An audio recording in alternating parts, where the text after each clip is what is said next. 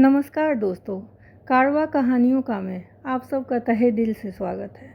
आज मैं सुनाने वाली हूँ आप लोगों को कहानी दो बैलों की कथा। किसी गांव में झूरी नामक किसान रहता था। उसके पास दो बैल थे, हीरा और मोती। नाम की ही तरह उसके गुण भी थे। देखने में सुंदर, काम में चौकस और दिल डौल में लंबे चौड़े। बड़े ही प्यार तथा भाईचारे से दोनों रहते थे और जी जान से जूरी की मदद करते थे। जूरी भी उन पर पुत्रवत स्नेह रखता था। खेत जुताई का मौसम आया।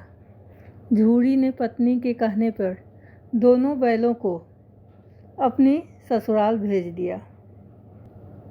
अपना घर द्वार छोड़ बैल किसी भी हालत में जाना नहीं चाहते थे, पर जाना पड़ा।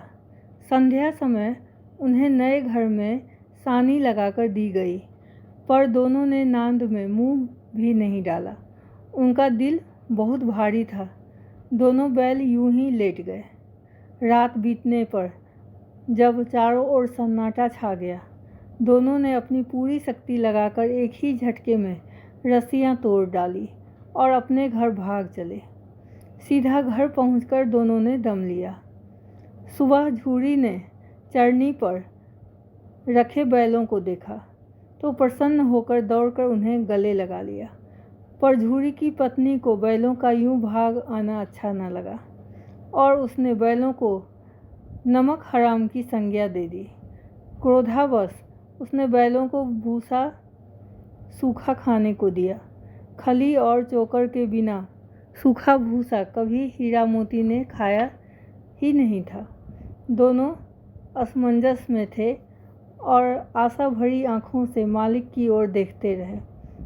अगले सुबह झूरी का साला आया और गाड़ी में जोतकर दोनों बैलों को ले गया। घर पहुंचकर मोटी रस्सियों से उन्हें बांध दिया और सूखा भूसा खाने को डाल दिया। अगली सुबह गया ने दोनों को हल में जोता, पर दोनों ने खेत जोतने से ही इनकार कर दिया। गया ने बहुत मारा, मारते मारते थक गए, पर दोनों ने पांव ही नहीं उठाया। एक बार हीरा की नाक पर डंडे की भयंकर चोट लगी तो दर्द से कराहता हीरा अपने क्रोध को रोक न पाया और बदहवास से दोनों बैल भागने लगे। हल, रस्सी, जुआ, जोत सब टूट टाट कर बराबर हो गया। आगे आगे बैल और पीछे पीछे गया दो आदमियों के साथ डंडे लेकर दौड़ रहा था। बैलों को पकड़ लिया गया और गया उन्हें घर ले गया। शाम के समय फिर सूखे भूसे से ही उनका स्वागत हुआ। दोनों ने उनकी ओर देखा भी नहीं।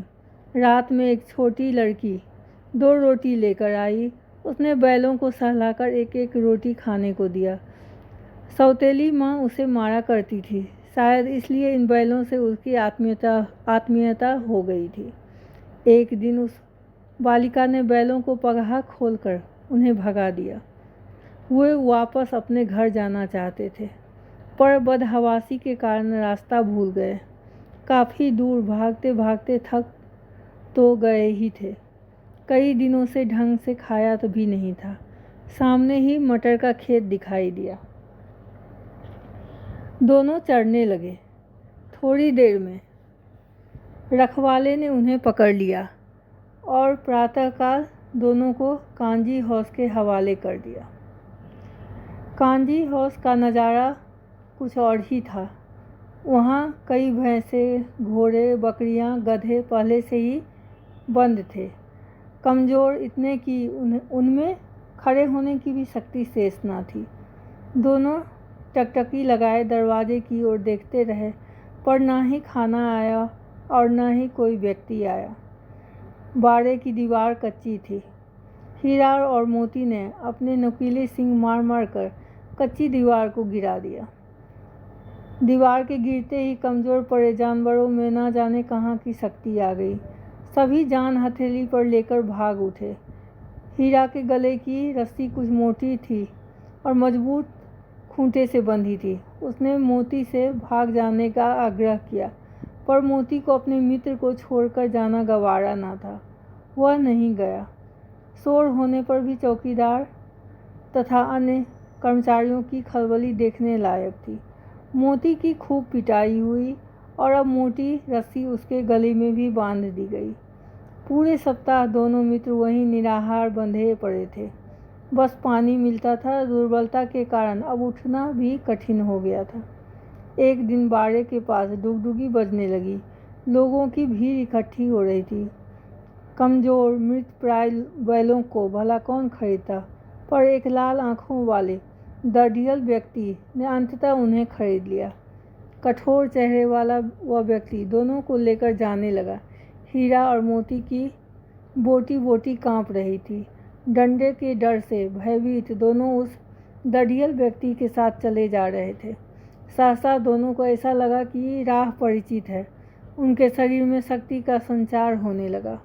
उन्होंने अपना कुआं दिखाई दिया। अचानक आंखों ही आंखों में दोनों ने इशारा किया और एक साथ झटके से भाग खड़े हुए। दोनों कुलांचे भरते हुए अपने थान जाकर खड़े हो गए। झूरी बैठा धूप सेक रहा था। दौड़ते अपने बैलों से देखकर उनसे लिपट गया। अविरल अश्रुधारा बहने लगी।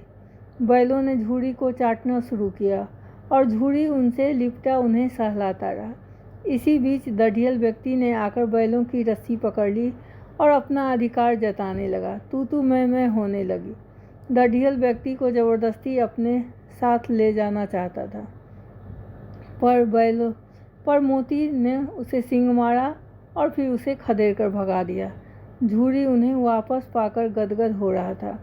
आज कितने दिनों बाद उन्हें फिर से खली भूसा दाल चोकर खाने को मिला था और ऊपर से झूरी का प्यार भरा स्पर्श। झूरी की आंखों से प्रेमाश्रु बह रहे थे और हाथ हीरा और मोती को परस्पर सहला रहे थे। दोनों के परस्पर प्रेम को देखकर झूरी की पत्नी भी गदगद होकर दौड़कर हीरा मोती से लिपट गई। उसकी आंखें भी आज नम थी। आपको कहानी अच्छी लगती है तो प्लीज़ चैनल को सब्सक्राइब कीजिएगा और सभी को शेयर कीजिएगा। तो फिर मिलते हैं एक नई कहानी के साथ।